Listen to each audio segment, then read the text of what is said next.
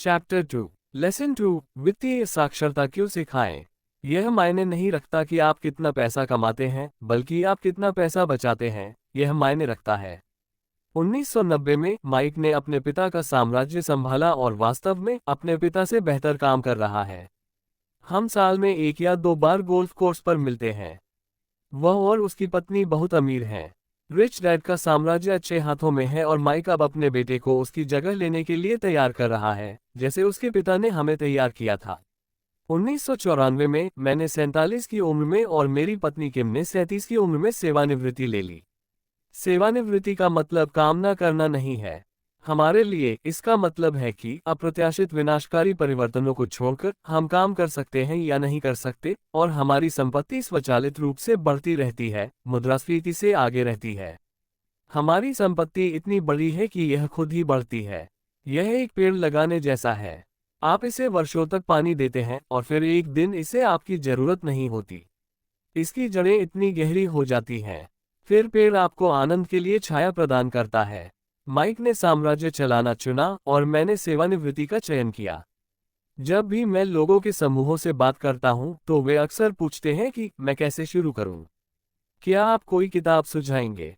मुझे अपने बच्चों को कैसे तैयार करना चाहिए?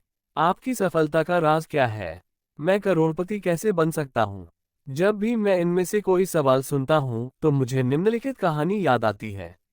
सबसे अमीर व्यापारी। 1923 में हमारे महानतम नेताओं और सबसे अमीर व्यापारियों के एक समूह ने शिकागो के एजवाटर बीच होटल में एक बैठक की। उनमें चार्ल्स श्वाब, सबसे बड़ी स्वतंत्र स्टील कंपनी के प्रमुख, सैमुअल इंसुल, दुनिया की सबसे बड़ी उपयोगिता कंपनी के अध्यक्ष, हावर्ड हॉब्सन, सबसे बड़ी गैस कंपनी के प्रमुख, इवार क्रूगर, इंटरनेशनल मैच कंपनी के अध्यक्ष, जो उस समय की दुनिया की सबसे बड़ी कंपनियों में से एक थी, Leon Fraser, bank of international settlements के अध्यक्ष, Richard Whitney, New York stock exchange के अध्यक्ष, आर्थर कॉटन और जेसी लिवरमोर, 2 सबसे बड़े स्टॉक सट्टेबाज, और एल्बर्ट फॉल, राष्ट्रपति हॉर्डिन की कैबिनेट के सदस्य थे।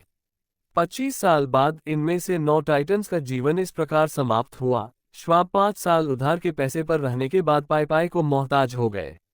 इंसुल विदेश में कंगाल हो गए और क्रूगर और कॉटन भी कंगाल हो गए।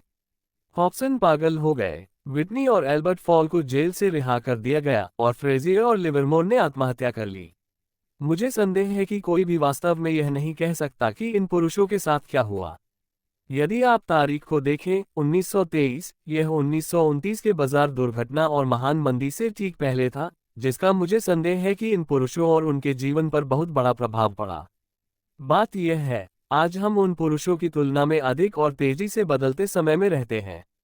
मुझे संदेह है कि आने वाले वर्षों में कई उछाल और गिरावट होंगी जो इन पुरुषों के सामने आए उतार चढ़ाव के समानांतर होंगी। मुझे चिंता है कि बहुत से लोग पैसे पर और अपने सबसे बड़े धन, उनकी शिक्षा पर ध्यान केंद्रित नहीं कर रहे हैं। यदि लोग लचीले होने के लिए तैयार हैं, खुले दिमाग से सीखते रहें, तो वे कठिन परिवर्तनों के बावजूद अधिक से अधिक अमीर होते जाएंगे। यदि वे सोचते हैं कि पैसा समस्याओं को हल करेगा, तो उनके लिए कठिन समय होगा। बुद्धिमत्ता समस्याओं को हल करती है और पैसा उत्पन्न करती है। वित्तीय बुद्धिमत्ता के बिना पैसा जल्द ही चला जाता है। अधिकांश लोग यह महसूस करने में विफल रहते हैं कि जीवन में यह मायने नहीं रखता कि आप कितना पैसा कमाते हैं। यह मायने रखता है कि आप कितना पैसा रखते हैं। हमने सभी ने उन लॉटरी विजेताओं की कहानियां सुनी हैं जो गरीब हैं, फिर अचानक अमीर हो जाते हैं और फिर से गरीब हो जाते हैं। वे लाखों जीतते हैं, फिर भी जल्द ही वहीं वापस आ जाते हैं जहां से उन्होंने शुरुआत की थी। या पेशेवर एथलीटों की कहानियां जो 24 साल की उम्र में लाखों कमा रहे हैं, लेकिन 10 साल बाद पुल के नीचे सो रहे हैं। मुझे एक युवा बास्केटबॉल खिलाड़ी की कहानी याद है जिसने 1 साल पहले लाखों कमाए थे। आज सिर्फ 29 साल की उम्र में वह दावा करता है कि उसके दोस्तों, वकील और अकाउंटेंट ने उसका पैसा ले लिया और उसे न्यूनतम वेतन के लिए कार धोने का काम करना पड़ा। उसे कार धोने से निकाल दिया गया क्योंकि उसने कारों को पहुंचते समय अपनी चैंपियनशिप की अंगूठी उतारने से मना कर दिया था। उसकी कहानी राष्ट्रीय खबर बन गई और वह अपनी बर्खास्तगी की अपील कर रहा है, कठिनाई और भेदभाव का दावा कर रहा है। वह दावा करता है कि अंगूठी ही सब कुछ है जो उसके पास बची है और अगर इसे छीन लिया गया तो वह टूट जाएगा। मैं बहुत से ऐसे लोगों को जानता हूं जो तुरंत करोड़पति बन गए। और जबकि मुझे खुशी है कि कुछ लोग अमीर और अमीर होते जा रहे हैं, मैं उन्हें चेतावनी देता हूं कि लंबे समय में यह मायने नहीं रखता कि आप कितना पैसा कमाते हैं। यह मायने रखता है कि आप कितना बचाते हैं और कितनी पीढ़ियों तक इसे बचाए रखते हैं। तो जब लोग पूछते हैं मैं कहां से शुरू करूं या मुझे जल्दी अमीर बनने का तरीका बताएं, तो वे अक्सर मेरे जवाब से बहुत निराश हो जाते हैं। मैं बस उनसे वही कहता हूं जो मेरे अमीर पिता ने मुझसे तब कहा था जब मैं छोटा बच्चा था। यदि आप अमीर बनना चाहते हैं तो आपको वित्तीय साक्षर होना होगा। यह विचार हर बार मेरे दिमाग में डाला गया जब भी हम साथ होते थे। जैसा कि मैंने कहा, मेरे शिक्षित पिता ने किताबें पढ़ने के महत्व पर जोर दिया, जबकि मेरे अमीर पिता ने वित्तीय साक्षरता में महारत हासिल करने की आवश्यकता पर जोर दिया। यदि आप एम्पायर स्टेट बिल्डिंग बनाना चाहते हैं तो सबसे पहली चीज जो आपको करने की आवश्यकता है वह है एक गहरा गड्ढा खोदना और एक मजबूत नींव डालना। यदि आप उपनगर में एक घर बनाना चाहते हैं तो आपको केवल 6 इंच की कंक्रीट की परत डालनी होती है। अधिकांश लोग अमीर बनने की अपनी चाहत में 6 इंच की परत पर एम्पायर स्टेट बिल्डिंग बनाने की कोशिश कर रहे हैं। हमारी स्कूल प्रणाली, जो कृषि युग में बनाई गई थी, अभी भी बिना नींव वाले घरों में विश्वास करती है। गंदे फर्श अभी भी प्रचलन में हैं, तो बच्चे स्कूल से लगभग कोई वित्तीय नींव के बिना ही स्नातक होते हैं।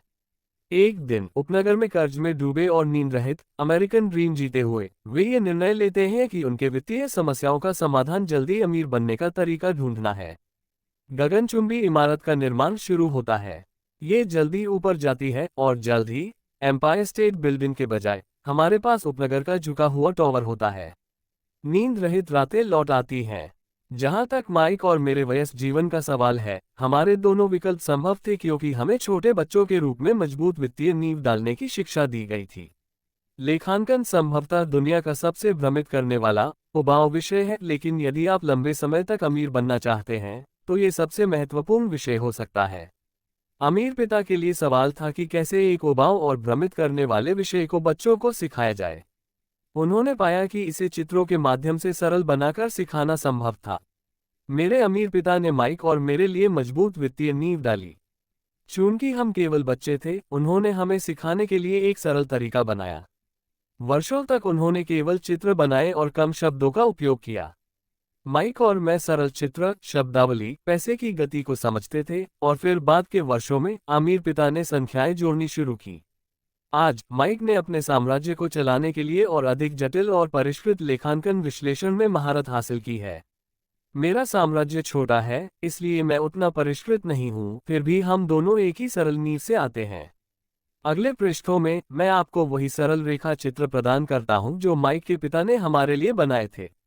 हालांकि बुनियादी हैं, उन चित्रों ने 2 छोटे लड़कों को ठोस और गहरी नींव पर बड़ी संपत्ति बनाने में मदद की। अमीर लोग संपत्ति अर्जित करते हैं। गरीब और मध्यम वर्ग ऐसी देनदारियां खरीदते हैं जिन्हें वे संपत्ति समझते हैं। नियम #1, आपको संपत्ति और देनदारी के बीच का अंतर जानना चाहिए और संपत्ति खरीदनी चाहिए। अगर आप अमीर बनना चाहते हैं तो आपको बस इतना ही जानना चाहिए। ये नियम नंबर 1 है।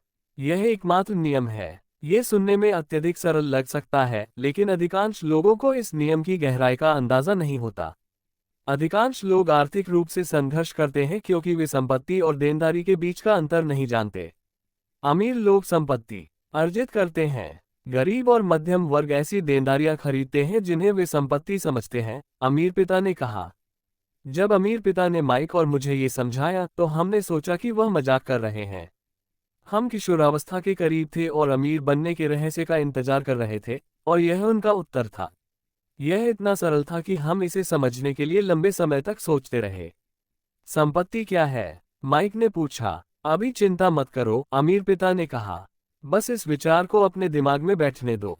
अगर तुम इस सरलता को समझ सकते हो तो तुम्हारी जिंदगी की एक योजना होगी और आर्थिक रूप से आसान होगी। ये सरल है, इसलिए यह विचार छूट जाता है। आपका मतलब है कि हमें केवल ये जानना है कि संपत्ति क्या है, उन्हें अर्जित करना है और हम अमीर हो जाएंगे। मैंने पूछा। अमीर पिता ने सिर हिलाया। यह इतना सरल है। अगर यह इतना सरल है तो हर कोई अमीर क्यों नहीं है? मैंने पूछा। अमीर पिता मुस्कुराए। क्योंकि लोग संपत्ति और देनदारी के बीच का अंतर नहीं जानते। मुझे याद है कि मैंने पूछा, वयस्क इतने भ्रमित कैसे हो सकते हैं? अगर यह इतना सरल है, अगर यह इतना महत्वपूर्ण है, तो हर कोई इसे जानना क्यों नहीं चाहता? अमीर पिता को संपत्ति और देनदारी समझाने में केवल कुछ मिनट लगे। वयस्क होने के नाते मुझे इसे अन्य वयस्कों को समझाने में कठिनाई होती है। विचार की सरलता उन्हें समझ में नहीं आती क्योंकि उन्हें अलग तरह से शिक्षित किया गया है। उन्हें अन्य शिक्षित पेशेवरों जैसे कि बैंकर, लेखाकार, रियल एस्टेट एजेंट, वित्तीय योजनाकार आदि द्वारा सिखाया गया था। कठिनाई वयस्कों से यह पूछने में होती है कि वे अनलेन करें या फिर से बच्चे बन जाएं। एक बुद्धिमान वयस्क अक्सर यह मानने में संकोच करता है कि सरल परिभाषाओं पर ध्यान देना अपमानजनक है। अमीर पिता किस सिद्धांत में विश्वास करते थे, इसे सरल रखें, मूर्ख, या इसे सुपर सरल रखें, इसलिए उन्होंने हमारे लिए इसे सरल रखा और इससे हमारी वित्तीय नींव मजबूत हुई। तो भ्रम का कारण क्या है? कुछ इतना सरल कैसे इतना गड़बड़ हो सकता है? कोई वास्तव में एक देनदारी को संपत्ति क्यों खरीदेगा? उत्तर बुनियादी शिक्षा में पाया जा सकता है। हम शब्द साक्षरता पर ध्यान केंद्रित करते हैं, न कि वित्तीय साक्षरता पर। जो चीज किसी वस्तु को संपत्ति या देनदारी बनाती है, वह शब्द नहीं होते। वास्तव में, यदि आप वास्तव में भ्रमित होना चाहते हैं, तो शब्द संपत्ति और देनदारी को शब्दकोश में देखें। मुझे पता है कि परिभाषा एक प्रशिक्षित लेखाकार के लिए अच्छी लग सकती है, लेकिन औसत व्यक्ति के लिए यह कोई मतलब नहीं रखती। लेकिन हम वयस्क अक्सर यह मानने में बहुत गर्व महसूस करते हैं कि कुछ समझ में नहीं आता। कैश फ्लो बताता है कि एक व्यक्ति पैसे को कैसे संभालता है। मैंने कई बार कहा है कि हम स्कूल जाते हैं ताकि शैक्षिकी और व्यावसायिक कौशल प्राप्त कर सकें, जो दोनों महत्वपूर्ण हैं। हम अपने व्यावसायिक कौशल से पैसे कमाना सीखते हैं। 1960 के दशक में जब मैं हाई स्कूल में था, अगर कोई छात्र अकादमिक रूप से अच्छा करता था, तो लोग मान लेते थे कि यह होशियार छात्र आगे चलकर एक मेडिकल डॉक्टर बनेगा क्योंकि यह पेशा सबसे अधिक वित्तीय पुरस्कार का वादा करता था। आज डॉक्टर वित्तीय चुनौतियों का सामना करते हैं जो मैं अपने सबसे बड़े दुश्मन के लिए भी नहीं चाहूंगा। बीमा कंपनियां व्यवसाय पर नियंत्रण ले रही हैं, प्रबंधित स्वास्थ्य देखभाल, सरकारी हस्तक्षेप और चिकित्सकीय मुकदमे। आजकल बच्चे प्रसिद्ध एथलीट, फिल्म सितारे, रॉक सितारे, ब्यूटी क्वींस या सीईओ बनना चाहते हैं क्योंकि वहीं पर प्रसिद्धि, पैसा और प्रतिष्ठा है। यही कारण है कि आज बच्चों को स्कूल में प्रेरित करना इतना कठिन है। वे जानते हैं कि व्यावसायिक सफलता अब केवल अकादमिक सफलता से जुड़ी नहीं है, जैसा कि पहले था। चूंकि छात्र स्कूल से बिना वित्तीय कौशल के बाहर निकलते हैं, लाखों शिक्षित लोग अपने पेशे का सफलतापूर्वक अनुसरण करते हैं, लेकिन बाद में खुद को आर्थिक संघर्ष करते हुए पाते हैं। वे अधिक मेहनत करते हैं लेकिन आगे नहीं बढ़ते। उनकी शिक्षा से गायब चीज यह नहीं है कि पैसा कैसे कमाया जाए, बल्कि यह है कि पैसे का प्रबंधन कैसे किया जाए। इसे वित्तीय योग्यता कहा जाता है। जब आप पैसे कमाते हैं तो आप उसके साथ क्या करते हैं, लोगों को इसे आपसे लेने से कैसे रोकते हैं, इसे अधिक समय तक कैसे रखते हैं और उस पैसे को आपके लिए कैसे कड़ी मेहनत कराते हैं। अधिकांश लोग यह नहीं समझते कि वे आर्थिक रूप से संघर्ष क्यों करते हैं, क्योंकि वे कैश फ्लो को नहीं समझते। एक व्यक्ति अत्यधिक शिक्षित, व्यावसायिक रूप से सफल और वित्तीय रूप से निरक्षर हो सकता है। ये लोग अक्सर जितनी मेहनत करनी चाहिए उससे अधिक मेहनत करते हैं क्योंकि उन्होंने कड़ी मेहनत करना सीखा, लेकिन यह नहीं सीखा कि उनका पैसा उनके लिए कड़ी मेहनत कैसे करे। वित्तीय सपने की खोज कैसे वित्तीय दुर्स्वप्न में बदल जाती है। मेहनती लोगों की क्लासिक कहानी का एक पैटर्न है। हाल ही में शादीशुदा, खुश, अत्यधिक शिक्षित युवा जोड़ा अपने छोटे से किराए के अपार्टमेंट में रहता है। तुरंत उन्हें एहसास होता है कि वे पैसे बचा रहे हैं क्योंकि दो लोग एक के रूप में सस्ते में रह सकते हैं। समस्या यह है कि अपार्टमेंट छोटा है। वे बच्चों के लिए अपने सपनों का घर खरीदने के लिए पैसे बचाने का निर्णय लेते हैं। अब उनके पास दो आय हैं और वे अपने करियर पर ध्यान केंद्रित करने लगते हैं। उनकी आय बढ़ने लगती है। जैसे जैसे उनकी आय बढ़ती है, उनके खर्च भी बढ़ते हैं। अधिकांश लोगों के लिए नंबर 1 खर्च टैक्स है। कई लोग सोचते हैं कि यह आयकर है, लेकिन अधिकांश अमेरिकियों के लिए उनका सबसे बड़ा टैक्स सोशल सिक्योरिटी है। एक कर्मचारी के रूप में ऐसा लगता है कि सोशल सिक्योरिटी कर को मेडिकेयर कर दर के साथ जोड़कर लगभग 7.5% होता है, लेकिन वास्तव में ये 15% है क्योंकि नियोक्ता को सोशल सिक्योरिटी राशि का मिलान करना होता है। वास्तव में ये पैसा है जो नियोक्ता आपको नहीं दे सकता। इसके अलावा आपको अभी भी अपने वेतन से कटौती की गई राशि पर आयकर का भुगतान करना पड़ता है जो आपने कभी प्राप्त नहीं की क्योंकि यह प्रत्यक्ष रूप से सोशल सिक्योरिटी में चला गया। युवा जोड़े की ओर लौटते हैं। उनकी आय बढ़ने के परिणामस्वरूप वे अपने सपनों का घर खरीदने का निर्णय लेते हैं। एक बार अपने घर में उनके पास एक नया टैक्स होता है जिसे प्रॉपर्टी टैक्स कहा जाता है। फिर वे अपने नए घर के साथ मेल खाने के लिए एक नई कार, नए फर्नीचर और नए उपकरण खरीदते हैं। अचानक वे जागते हैं और उनके देनदारियों के कॉलम में बंधक और क्रेडिट कार्ड ऋण से भर जाता है। उनकी देनदारियां बढ़ जाती हैं। वे अब रेट रेस में फंस जाते हैं।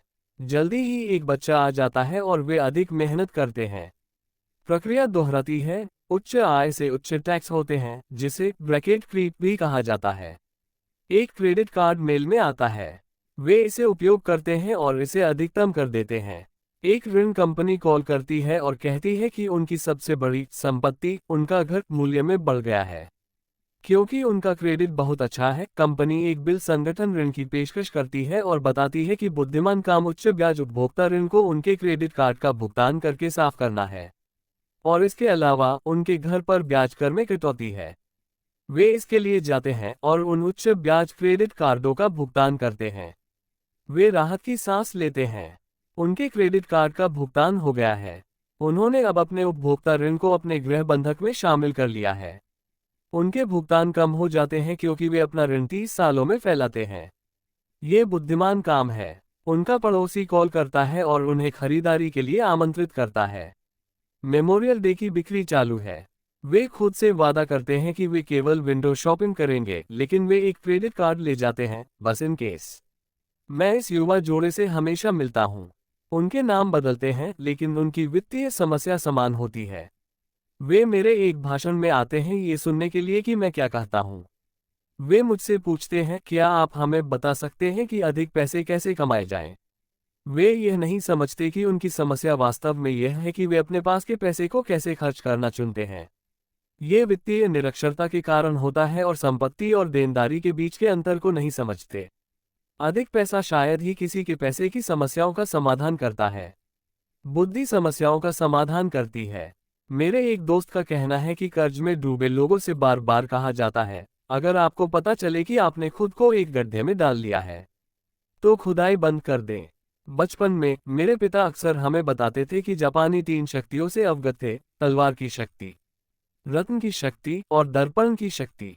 तलवार हथियारों की शक्ति का प्रतीक है। अमेरिका ने हथियारों पर खरबों डॉलर खर्च किए हैं और इसके कारण वह दुनिया में एक शक्तिशाली सैन्य उपस्थिति है। रत्न धन की शक्ति का प्रतीक है। कहावत में कुछ हद तक सत्यता है, स्वर्ण नियम याद रखें।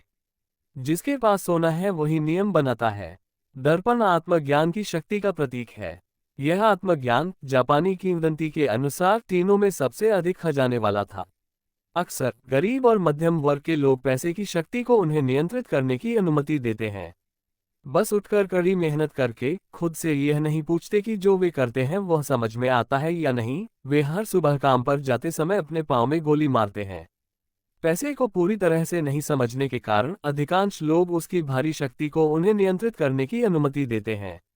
अगर उन्होंने दर्पण की शक्ति का उपयोग किया होता तो वे खुद से पूछते, क्या ये समझ में आता है?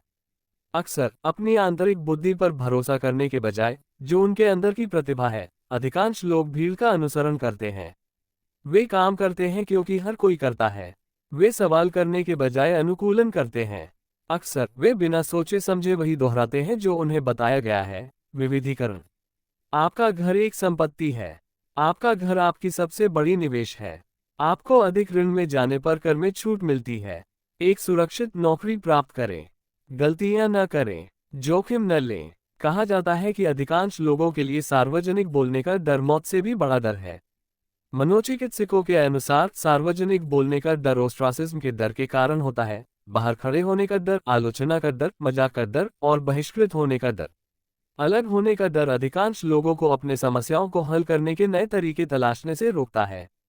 यही कारण है कि मेरे शिक्षित पिता ने कहा कि जापानी दर्पण की शक्ति को सबसे अधिक महत्व देते थे, क्योंकि केवल जब हम उसमें देखते हैं तो हमें सच्चाई मिलती है। डर मुख्य कारण है कि लोग कहते हैं सुरक्षित खेलें। ये किसी भी चीज के लिए जाता है, चाहे वह खेल हो, रिश्ते हो, करियर हो या पैसा हो। एक व्यक्ति अत्यधिक शिक्षित हो सकता है, व्यावसायिक रूप से सफल हो सकता है और वित्तीय रूप से निरक्षर हो सकता है। ये वही डर है, ओस्ट्रासिज्म का डर, जो लोगों को सामान्यतः स्वीकृत राय या लोकप्रिय प्रवृत्तियों के साथ अनुकूलन करने का कारण बनता है और सवाल नहीं करने का। आपका घर एक संपत्ति है। एक बिल संगठन ऋण प्राप्त करें और ऋण से बाहर निकले। कड़ी मेहनत करें, यह एक पदोन्नति है। कभी मैं उपाध्यक्ष बन जाऊंगा। पैसे बचाएं, जब मुझे वेतन वृद्धि मिलेगी तो मैं हमारे लिए एक बड़ा घर खरीदूंगा। म्यूचुअल फंड सुरक्षित हैं। बहुत सारी वित्तीय समस्याएं जोश के साथ कदम से कदम मिलाने की कोशिश के कारण होती हैं। कभी कभी हमें सभी को अपने भीतर के ज्ञान के प्रति सच्चा रहने और अपने डर का सामना करने के लिए आईने में देखना पड़ता है। जब माइक और मैं 16 साल के थे तो हमें स्कूल में समस्याएं होने लगी। हम बुरे बच्चे नहीं थे, बस हमने भीड़ से अलग होना शुरू कर दिया था। हम माइक के पिता के लिए स्कूल के बाद और सप्ताहांत में काम करते थे। माइक और मैं अक्सर काम के बाद घंटों उनके पिता के साथ बैठते थे, जब वे अपने बैंकरों, वकीलों, लेखाकारों, दलालों, निवेशकों, प्रबंधकों और कर्मचारियों के साथ बैठकें करते थे।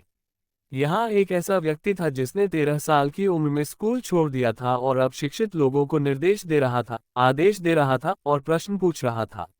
वे उनके बुलाने पर आते थे और जब वे उनके अप्रूवल से असहमत होते थे तो वे संकोच करते थे। यह एक ऐसा व्यक्ति था जिसने भीड़ के साथ नहीं गया। यह एक ऐसा व्यक्ति था जो खुद की सोचता था और हमें इसे इस तरह करना होगा क्योंकि हर कोई ऐसा करता है, जैसी बातों से नफरत करता था।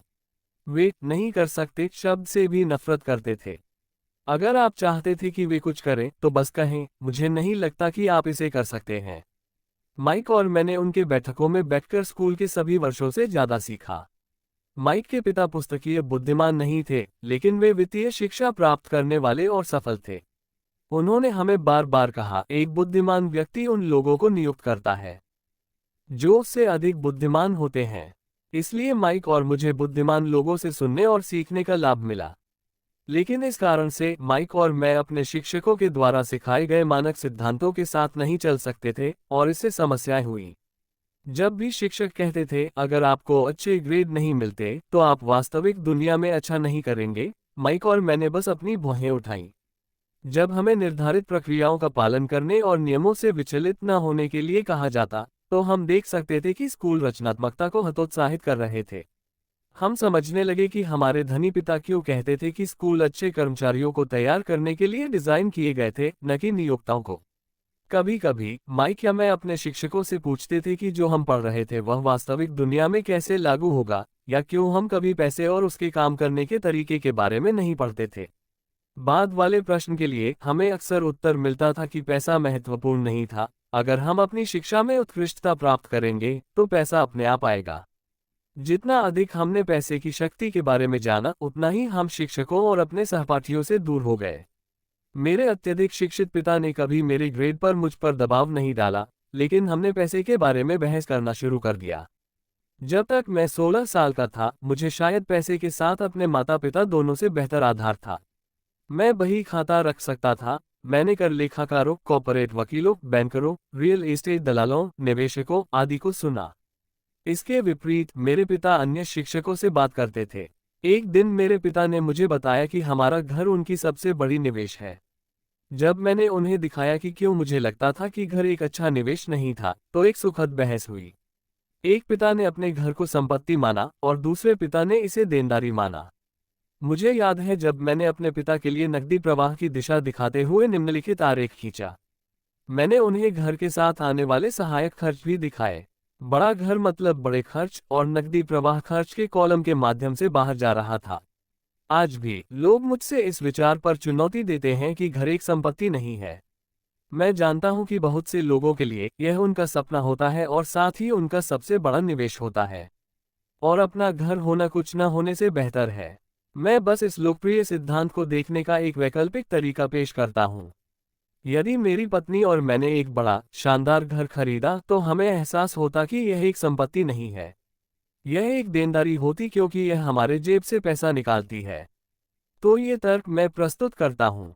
मुझे वास्तव में उम्मीद नहीं है कि अधिकांश लोग इससे सहमत होंगे, क्योंकि आपका घर एक भावनात्मक चीज है और जब पैसे की बात आती है तो उच्च भावनाएं वित्तीय बुद्धिमत्ता को कम कर देती हैं। मैं व्यक्तिगत अनुभव से जानता हूं कि पैसे का हर निर्णय को भावनात्मक बनाने का तरीका होता है। तारांकन घरों के बारे में अधिकांश लोग अपने जीवन भर एक ऐसे घर के लिए भुगतान करते रहते हैं जो वे कभी भी पूरी तरह से अपना नहीं कर पाते। दूसरे शब्दों में, अधिकांश लोग हर कुछ वर्षों में एक नया घर खरीदते हैं, हर बार पिछले घर को चुकाने के लिए एक नया 30 साल का ऋण लेते हैं। तारांकन हालांकि लोग मॉर्गेज भुगतान पर ब्याज के लिए कर में कटौती प्राप्त करते हैं, वे अपने सभी अन्य खर्चों का भुगतान कर के बाद के डॉलर से करते हैं, यहाँ तक कि वे अपने मॉर्गेज का भुगतान करने के बाद भी। तारांकन मेरी पत्नी के माता पिता तब चौंक गए जब उनके घर के प्रॉपर्टी टैक्स $1000 प्रति माह बढ़ गए। यह उनके सेवानिवृत्त होने के बाद था, इसलिए वृद्धि ने उनके सेवानिवृत्ति बजट पर दबाव डाला और उन्होंने मजबूरन घर बदलने का निर्णय लिया। तारांकन घर हमेशा मूल्य में नहीं बढ़ते। मेरे कुछ दोस्त हैं जो एक घर के लिए $1 मिलियन का ऋण चुकाते हैं जो आज के बाजार में उससे कम मूल्य का होता है। तारांकन सबसे बड़े नुकसान उन चूके हुए अवसरों से होते हैं। अगर आपका सारा पैसा आपके घर में फंसा हुआ है तो आपको कठिन मेहनत करनी पड़ सकती है क्योंकि आपका पैसा खर्च के कॉलम से बाहर निकलता रहता है, बजाय इसके कि वह संपत्ति कॉलम में जोड़ा जाए। क्लासिक मध्यम वर्ग का नकदी प्रवाह पैटर्न। अगर एक युवा जोड़ा अपने शुरुआती वर्षों में अधिक पैसा अपने संपत्ति कॉलम में डालता तो उनके बाद के वर्षों में उनका जीवन आसान होता। उनकी संपत्तियां बड़ी होती और खर्चों को कवर करने में मदद के लिए उपलब्ध होती। बहुत बार घर केवल बढ़ते खर्चों का भुगतान करने के लिए होम इक्विटी ऋण लेने का माध्यम बनता है। सारांश में, एक बहुत महंगा घर खरीदने का निर्णय लेने से व्यक्ति को कम से कम निम्नलिखित 3 तरीकों से प्रभावित करता है। 1. समय का नुकसान, जिसके दौरान अन्य संपत्तियां मूल्य में बढ़ सकती थीं। 2. अतिरिक्त पूंजी का नुकसान, जिसे उच्च रखरखाव खर्चों पर खर्च करने के बजाय निवेश किया जा सकता था। 3. शिक्षा का नुकसान, अक्सर लोग अपने घर और बचत और सेवानिवृत्ति योजनाओं को अपनी संपत्ति कॉलम में रखते हैं। क्योंकि उनके पास निवेश करने के लिए पैसा नहीं होता, वे बस निवेश नहीं करते।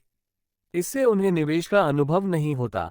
अधिकांश लोग निवेश की दुनिया में सुविज्ञ निवेशक नहीं बन पाते और सबसे अच्छे निवेश आमतौर पर पहले सुविज्ञ निवेशकों को बेचे जाते हैं, जो फिर उन्हें सुरक्षित खेल रहे लोगों को बेचते हैं।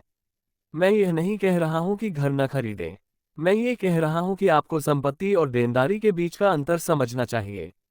जब मैं एक बड़ा घर चाहता हूं तो मैं पहले ऐसी संपत्तियां खरीदता हूं जो घर के लिए नकदी प्रवाह उत्पन्न कर सके। मेरे शिक्षित पिता का व्यक्तिगत वित्तीय विवरण किसी व्यक्ति के रैट रेस में फंसे होने के जीवन को सबसे अच्छी तरह से दर्शाता है। उनके खर्च उनके आय के बराबर होते हैं, जिससे उन्हें संपत्तियों में निवेश करने के लिए कभी पर्याप्त नहीं बचता। परिणामस्वरूप उनकी देनदारियां उनकी संपत्तियों से अधिक होती हैं। मेरे अमीर पिता का व्यक्तिगत वित्तीय विवरण दर्शाता है कि अमीर क्यों अमीर होते जाते हैं। संपत्ति कॉलम अधिक आय उत्पन्न करता है जो खर्चों को कवर करने के लिए पर्याप्त होती है, और शेष राशि संपत्ति कॉलम में पुनः निवेश की जाती है। संपत्ति कॉलम बढ़ता रहता है और इसलिए उसकी उत्पन्न आय भी बढ़ती रहती है। परिणामस्वरूप अमीर और अमीर होते जाते हैं। मध्यम वर्ग क्यों संघर्ष करता है? मध्यम वर्ग खुद को लगातार वित्तीय संघर्ष में पाता है। उनकी प्राथमिक आय उनके वेतन से होती है।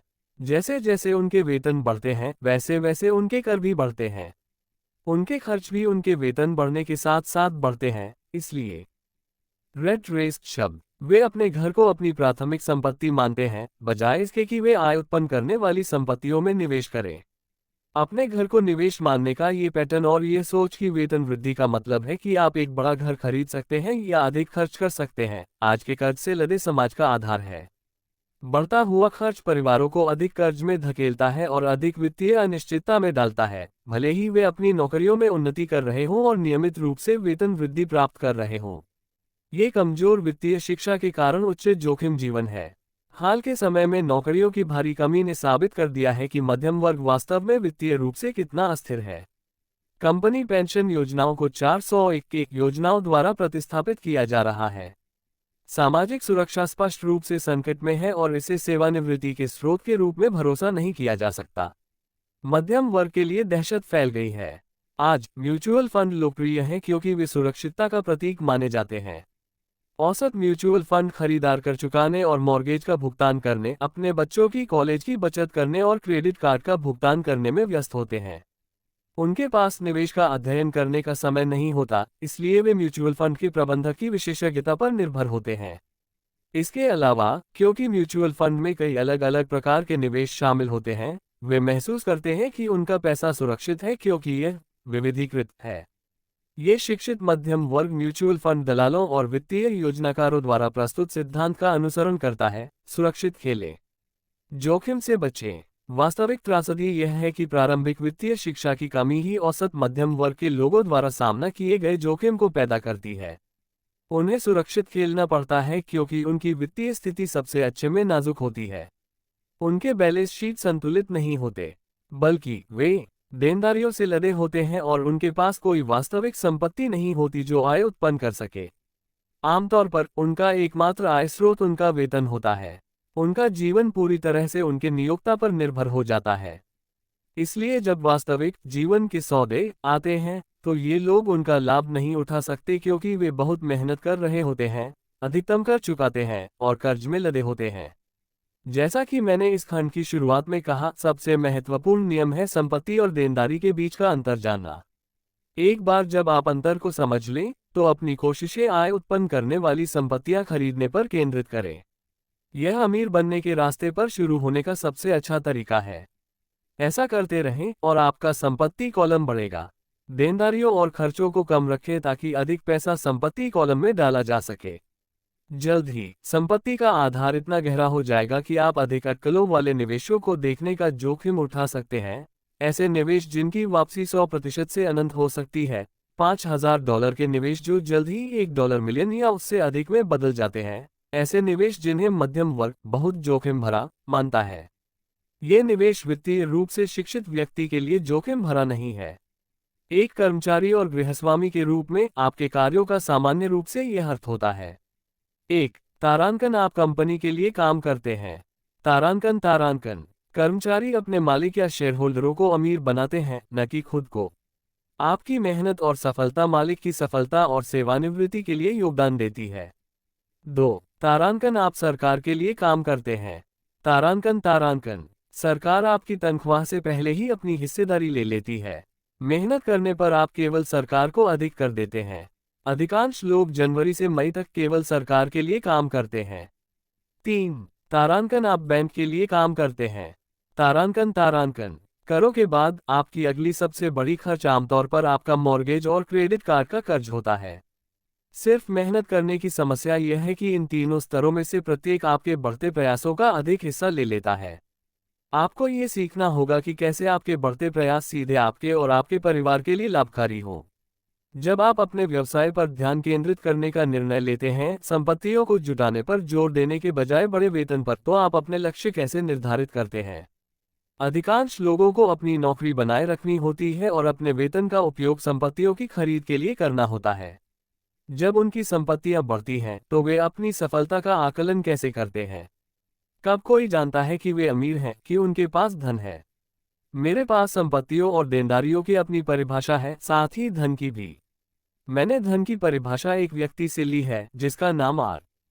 बकमिंस्टर फुलर है। उन्होंने कहा था, तारांकन धन वह है जो एक व्यक्ति को कितने दिनों तक जीवित रहने की क्षमता देता है, या अगर मैं आज काम करना बंद कर दूं तो मैं कितने दिनों तक जीवित रह सकता हूं। तारांकन ये परिभाषा एक सटीक माप का विकास करने की संभावना पैदा करती है। यह मापता है कि आपकी संपत्तियां कितनी नकद प्रवाह उत्पन्न कर रही हैं और आपकी वित्तीय स्थिरता कितनी है। उदाहरण के लिए, मान लीजिए कि मेरी संपत्तियों से $1000 प्रति माह का नकद प्रवाह है और मेरी मासिक खर्च $2000 है। तो मेरी धन की स्थिति क्या है? फुलर की परिभाषा के अनुसार मैं कितने दिनों तक जीवित रह सकता हूं। यदि हम 30 दिनों के महीने को मानते हैं तो मेरे पास आधे महीने के लिए नकद प्रवाह है। जब मैं अपनी संपत्तियों से $2000 प्रति माह का नकद प्रवाह प्राप्त कर लूंगा तो मैं धनवान हो जाऊंगा। इसलिए जब मैं अभी धनवान नहीं हूं, लेकिन मैं धनवान हूं। अब मेरे पास मेरी मासिक खर्चों को पूरा करने के लिए संपत्तियों से उत्पन्न आय है। यदि मैं अपने खर्च बढ़ाना चाहता हूं तो पहले मुझे अपने नकद प्रवाह को बढ़ाना होगा। जब मैं अपने संपत्तियों का नकद प्रवाह बढ़ाता हूं और इसे फिर से संपत्तियों में निवेश करता हूं तो मेरी संपत्तियां और भी बढ़ती हैं और मेरा नकद प्रवाह भी। जब तक मैं अपने खर्चों को अपने संपत्तियों के नकद प्रवाह से कम रखता हूं, मैं अमीर होता जाता हूं। याद रखें, अमीर लोग संपत्तियां खरीदते हैं, गरीब केवल खर्च करते हैं। मध्यम वर्ग ऐसे देनदारियां खरीदते हैं जिन्हें वे संपत्ति समझते हैं। तो मैं अपने व्यवसाय पर ध्यान केंद्रित कैसे करूं? इसका उत्तर अगले अध्याय में सुनें।